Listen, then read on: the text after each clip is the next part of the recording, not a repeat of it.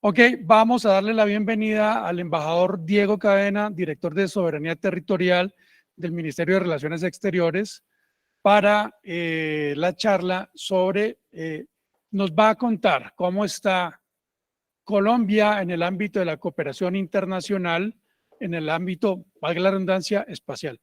¿Quiere hacerlo ya, embajador? Perfecto, bueno, ok. Bienvenido, muchas gracias. Gracias a ustedes.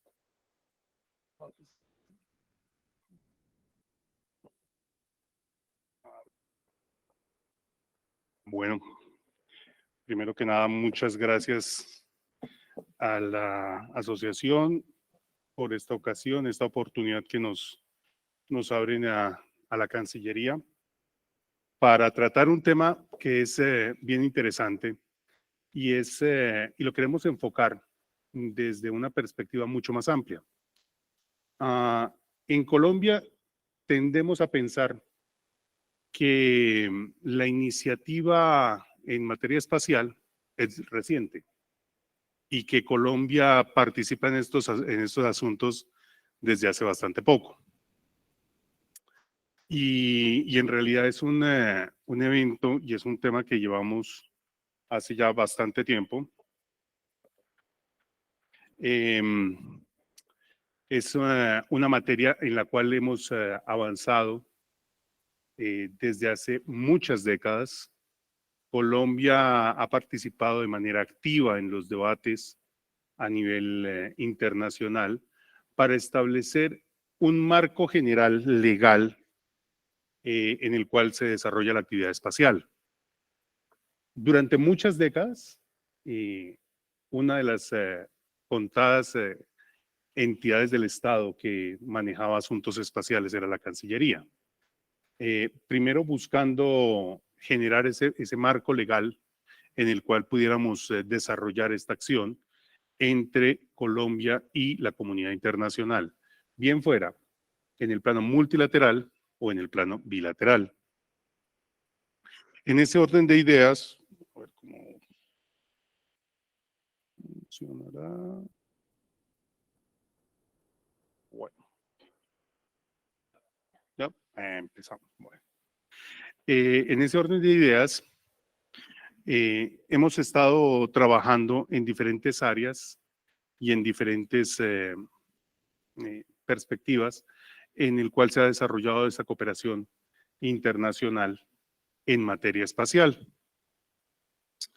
De hecho, desde mucho antes que inclusive varias facultades pudieran interesarse en estas materias, ya Colombia tenía una participación activa en el desarrollo de las negociaciones internacionales en materia espacial.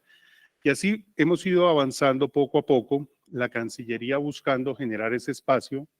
Desde la Cancillería se inician las gestiones para lograr que se un papel y un puesto en esos temas espaciales. Porque tendemos a creer que todo empieza en una época muy reciente. Y si ustedes se fijan, empiezo en un tema bastante reciente, que es este COMPES de cooperación espacial. Pero en realidad nosotros tenemos que retrotraernos a las primeras discusiones en materia espacial, y yo esperaba aquí haber tenido la ocasión de poder encontrarme con una persona a quien no veo hace ya muchos años, el profesor Alfredo Rey. Don Alfredo con el embajador Héctor Charri y otros múltiples diplomáticos colombianos iniciaron ese camino de Colombia en estas materias. Porque si empezamos a mirar temas de, ¿cómo le hacemos para que pase? Perfecto. Porque si empezamos a mirar los puntos en los cuales Colombia ha participado en esas negociaciones de manera activa, negociaciones que se desarrollaron durante mucho tiempo, tratando de llevar el mensaje al país. Y créanme que yo tengo 33 años en la carrera diplomática y durante mucho tiempo he trajinado con este tema con justamente don Alfredo Rey y con el embajador Héctor Charri. Y era realmente frustrante muchas veces hablar de estos temas y no encontrar interlocución en el país. Y durante mucho tiempo era realmente una materia que muy pocas veces se tocaba. Y de hecho, cuando la tocamos es cuando nos acordamos de un tema que supuestamente poca gente entiende, pero entonces cuando uno va a decir la perspectiva real de esos alcances, entonces todo el mundo se rasga las vestiduras. Y me refiero al artículo 101 de la Constitución Nacional. En ese artículo, y en una de las tantas reformas, en específico en la reforma de 1968, entra el segmento de órbita que le pertenece. Y entonces empieza a generarse esa tradición de decir que Colombia tiene un derecho de soberanía sobre un segmento de la órbita. Cuando durante muchos años la discusión justamente era tratar de generar que el espacio ultraterrestre pudiera estar exento de esas declaraciones de soberanía. Obviamente, en esto, y hay que decirlo, el debate jurídico internacional estuvo dominado por la posición muy fuerte de algunos estados, de las potencias espaciales, obviamente. Y entonces, en contraposición, algunos estados en desarrollo encontraron un nicho en el cual podían encontrar un denominador común, y era particularmente los estados ecuatoriales. Ahora más adelante les voy a hablar de esto, porque creo que, sobre todo para los más jóvenes, enterarse de que, por ejemplo, en Colombia tuvimos una reunión de estados ecuatoriales en el cual sacamos una declaración en 1976 reivindicando la posición de los estados ecuatoriales respecto de la órbita Geo, llama bastante la atención.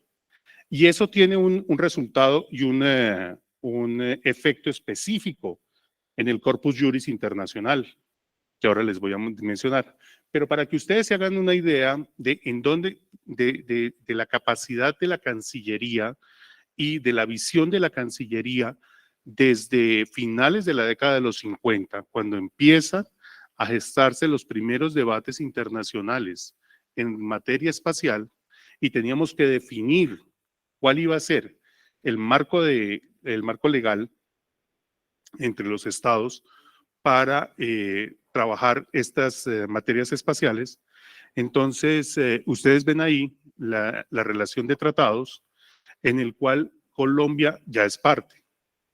Entonces, les llamo la atención sobre todo en uno, el segundo de los que tenemos ahí, que los que conocen de la materia, porque en esto desafortunadamente también vemos que hay un divorcio entre dos sectores que deberían dialogar de manera más frecuente, y es la parte científica y la parte jurídica.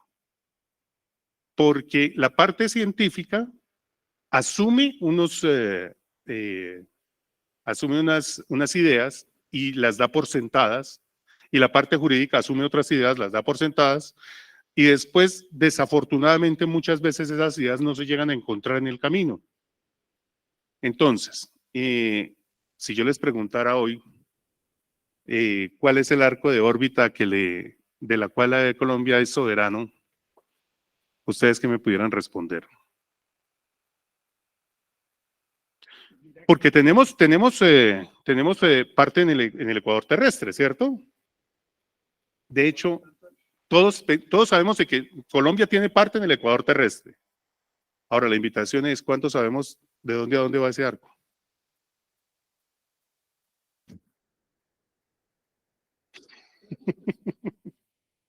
¿Mm? Coronel, salve usted la patria. No me pongan aquí. Pero ven cómo tenemos unas ideas preconcebidas. Y entonces decimos, Colombia es un país ecuatorial. Sí, muy bien. ¿Dónde está el Ecuador en Colombia? Son 3 grados. Fundamentalmente en la Amazonía, entre el Putumayo y el Amazonas. Está entre cercanías de Huepí y hasta la intersección en la geodésica Papurís-Tabatinga, la geodésica más larga que tiene el país, ahí en el trapecio amazónico. Pero entonces asumimos que está el tema de el artículo 101 de la Constitución. Y en contraposición tenemos el Tratado sobre los principios que deben regir las actividades de los estados en la exploración y utilización del espacio ultraterrestre, incluso la Luna y otros cuerpos celestes, en donde una de las primeras y fundamentales premisas es que el espacio ultraterrestre no puede ser sujeto de declaraciones de soberanía. Y entonces tenemos que ir haciendo desde la Cancillería, y es lo que a diario tratamos de hacer, tenemos que ir generando esos espacios en los cuales podamos articular esa constitución que tenemos con estas obligaciones internacionales. Porque yo puedo decir permanentemente, ¿no?, que es que el arco de Colombia en el ecuador terrestre y su proyección a 35.960 kilómetros de altura, entonces forma parte de la soberanía del país. Pero la soberanía no se argumenta, la soberanía se ejerce. Y ahí, en ese arco, hay todos los satélites que ustedes quieran. De hecho, están copadas todas las posiciones. Entonces, porque uno también asume que el espacio es muy grande. Y cuando uno asume eso, se olvida de las disposiciones específicas que hay para hacer los procesos de coordinación que nos lleven a poder, por ejemplo, explotar una posición orbital en la órbita Geo, que no necesariamente va a estar localizada dentro del arco de proyección del ecuador terrestre en el suelo colombiano. Entonces, lo primero que les quería comentar, los que están ustedes viendo, son los acuerdos, el corpus juris que Colombia ha ratificado. Colombia es activo en el debate internacional de la definición del derecho espacial. Uy, yo sí te agradezco. Colombia tiene esa actividad permanente, pero esa actividad permanente desafortunadamente no es acompañada muchas veces por las instituciones nacionales, esa hélice de 4 aspas de la que han estado hablando. Y es necesario que haya mucho mayor interés en estas áreas y en el desarrollo de estas materias, porque todo esto todo esto va siendo a diario sujeto de debates en diferentes escenarios. Y entonces tenemos desde unos escenarios globales, como está la Comisión en Viena, la Comisión de Naciones Unidas para el Uso del Espacio Ultraterrestre con Fines Pacíficos, y los debates que a diario se llevan a cabo, y en las sesiones especiales de esta comisión, que tienen unos debates muy interesantes sobre asuntos tanto científicos como jurídicos. Y estoy seguro de que muchos de los aquí presentes siguen con especial atención los debates científicos, y hay unas áreas especiales que por ejemplo, en este año se han estado revisando en la COPUOS, pero pocos se interesan en esa otra gran parte de la construcción permanente de ese derecho espacial. Porque yo tengo que tener unas reglas claras para poder localizar unos satélites, y tengo que cumplir unas determinadas disposiciones en muchas de las materias que además son de permanente interés para el país, materias que van, y vamos a ver ahora más tarde, que van como, por ejemplo, en el tema de la basura espacial, la disposición que debemos tener en el marco de los desechos espaciales. Porque, por ejemplo, estamos desorbitando el FACSAT-1 y tenemos que saber exactamente dónde va a caer. Y tenemos que tener las previsiones de y saber exactamente cuáles van a ser los efectos. Porque es que necesitamos mantener una sostenibilidad a largo plazo en las actividades espaciales. Y las actividades espaciales no se centran únicamente en activos espaciales. Uno cuando habla de actividades espaciales, la gente tiende a creer que únicamente se refieren a satélites, astronautas y naves espaciales. Y no hay nada más alejado de la realidad. Y a todo eso es lo que tiene que responder esa acción de gobierno para generar ese marco legal en el cual ustedes, los científicos, son los que tienen que desarrollar su tarea y su trabajo. Entonces, la otra invitación que hacemos, porque muchas veces desde la Dirección de Soberanía Territorial del Ministerio de Relaciones Exteriores nos sentimos bastante solos cuando hay estos debates. Porque muchas veces lo que uno encuentra es un vacío en la respuesta que obtenemos desde diferentes instituciones. Y que sea esta una oportunidad de hacer esa invitación, porque yo soy uno de los primeros convencidos en generar esos vasos comunicantes entre gobierno y academia, entre gobierno e industria, porque esa es una de las principales materias y una de las líneas de acción de política de Estado que hay en Colombia. Esto no cambia con el cambio de gobierno.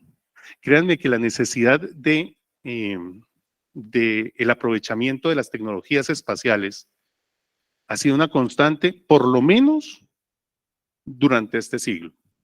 Ya afortunadamente tenemos a los vicepresidentes, con algunas excepciones, pero tenemos a los vicepresidentes que entienden la necesidad, la urgencia y la utilidad de acudir a estas tecnologías. Porque antes era sencillamente una cosa absolutamente de ciencia ficción. Pero miren que a pesar de tener esa situación, desafortunadamente no tenemos mucho acompañamiento de la academia en el desarrollo y en el acompañamiento de las posiciones de Colombia, porque son posiciones de Estado, tienen que ser posiciones de Estado, tienen que ser posiciones que no representan a un partido o a un color político, ni a un programa de gobierno. Créanme que esto es necesario mantenerlo y perdurarlo en el tiempo. Porque, por ejemplo, nos encontramos con el otro escenario de negociación, que fue la creación de esta Agencia Latinoamericana y Caribeña del Espacio, la ALCE. Y aquí les voy a hacer una confesión. Durante varios meses estuve pidiéndole a la señora vicepresidenta y canciller en ese momento, no que fuéramos a suscribir el acuerdo de ALCE, que nos dejara participar en las negociaciones de ALCE. Porque el no haber participado nos dejó en el peor de los mundos. Porque tenemos problemas como en el acuerdo constitutivo, y ustedes van y preguntan en Cancillería, y hay algunas direcciones que dicen, no, eso no tiene ningún problema. Cuando uno no está en este mundo, tiende a pensar que eso no es ningún problema. Y entonces tenemos problemas como los siguientes. No sé si ustedes han tenido, por curiosidad, han revisado ese acuerdo constitutivo de ALCE. Y en ese acuerdo, por ejemplo, hay puntos que no se han definido, como el tema de las cuotas. ¿Cuánto vamos a pagar cada estado? ¿Cuál va a ser la estructura de esas cuotas? ¿Cuál va a ser la relación de actores no estatales en el marco de trabajo de ALCE? ¿Cuál es el papel y cuál va a ser el peso de cada uno de los estados en el personal de la Secretaría de ALCE? Porque entendemos que México ofreció el edificio, pero el edificio todavía no está. Pero entonces, el primer director ejecutivo va a ser mexicano. Y entonces, vamos a tener que el personal de la Secretaría, fundamentalmente, porque además va a ser allí, va a ser mexicano. Entonces, ¿cuál es el beneficio para los estados? Y ese es el debate que queremos siempre abrir. ¿Cuál es el beneficio para los demás estados? Si ustedes se fijan en ALCE, no están los principales estados que tienen programas espaciales. Entonces, llama la atención esto. Y como sé que ya me están diciendo que tenemos poco tiempo, voy a pasar muy rápidamente con otros. Ahí estaba, sí, pero quiero mostrarles más allá. A ver. Los temas que les estaba mencionando, temas que estuvieron en el tema de la última sesión de la COPUOS, en la parte científica, por ejemplo, el tema del tráfico suborbital. Y entonces uno dice, ¿y a mí qué me puede afectar estos temas? O temas, por ejemplo, de la sostenibilidad de las actividades espaciales. Pero es que estamos enfrentados a un gran reto que nos han puesto actores no estatales. ¿Recuerdan lo que yo les decía? Temas como las iniciativas de ciertos emprendimientos privados de envío masivo de satélites en órbitas medias y bajas. Starlink. Y si ustedes revisan, porque es que además, vean cómo es la relación entre esas tecnologías espaciales y el diario vivir en Colombia. Si ustedes, no sé si han revisado el mapa de cubrimiento de Starlink. Y en Starlink hay unas áreas, hay muy pocas áreas en las cuales Starlink, en países en donde ofrece el servicio, hay muy pocas áreas en las cuales no tiene restringido el acceso al servicio. Y si ustedes se fijan, Leticia es una de ellas. Y quisiera preguntarle si alguno se ha puesto a pensar por qué Leticia es una de esas áreas en donde Elon Musk y su empresa no quieren prestar más el servicio.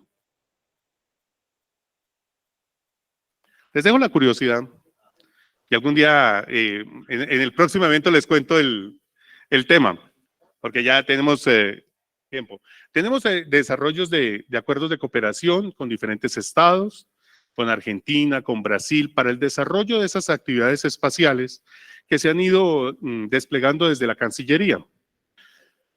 Desde Cancillería empezamos con el tema de los memorandos de entendimiento, por ejemplo, con India, que es uno de esas potencias espaciales con las que deberíamos tener una mayor interacción, o la iniciativa para la suscripción de los acuerdos Artemis con Estados Unidos. Que tengamos en negociación en este momento. Tenemos en negociación el acuerdo en materia espacial con Chile y otra iniciativa con Suecia para acompañar los esfuerzos colombianos en esta materia del desarrollo de las capacidades espaciales del país. Pero aquí era que quería llegar.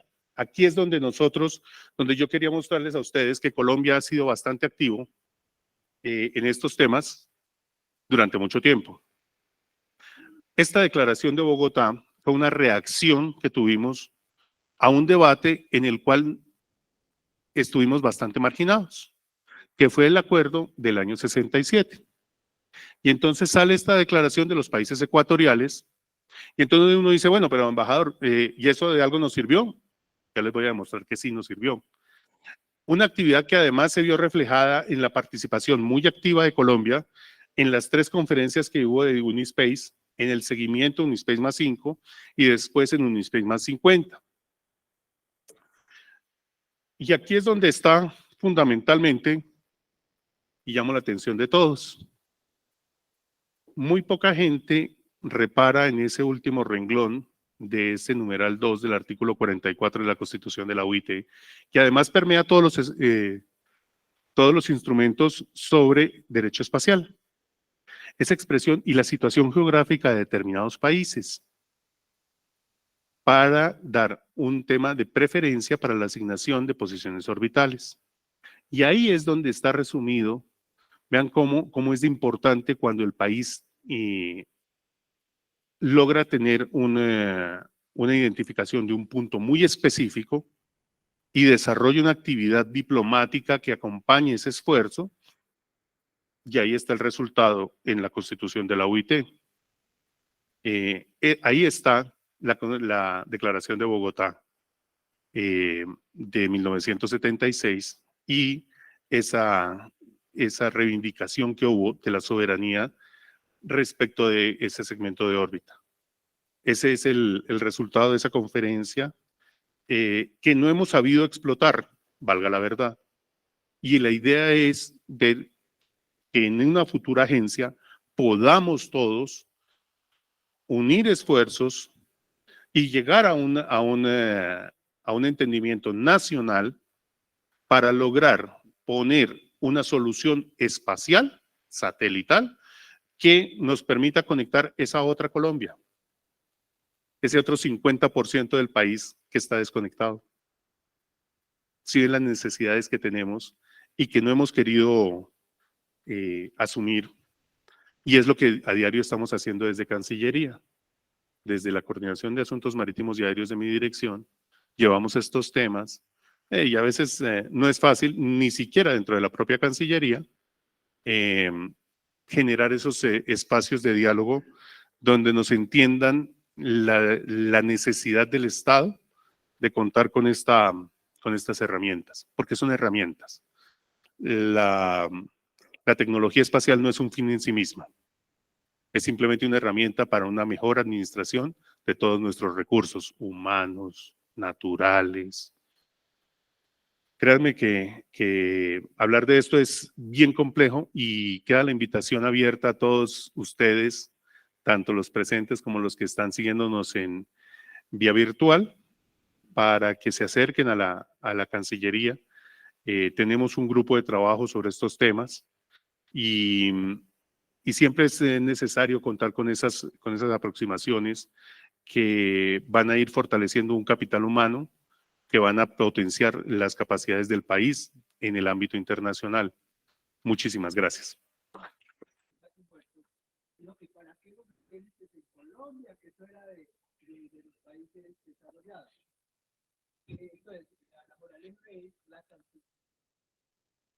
De evangelizar al mundo político. Ya que trae anécdotas, vea, les voy a contar alguna que me pasó en la ratificación de una conferencia de plenipotenciarios de la UIT. Las actas finales de las conferencias donde se adoptan, se reedita la constitución de la UIT. Cierto senador salió con esto de la expresión de soberanía sobre la órbita. Eso es como, tengo ese problema también con los morros que hay en la definición del 101 de la Constitución.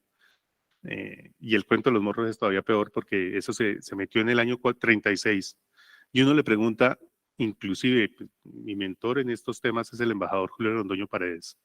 Yo le preguntaba alguna vez, hace muchos años al embajador, le decía, oye, venga, embajador, usted dígame qué es un morro. Me dice, usted no pregunte pendejadas, cadena, no se meta por ahí, porque ni yo sé. En esa oportunidad, un senador me decía, pues hacía toda una arenga sobre el tema de la soberanía.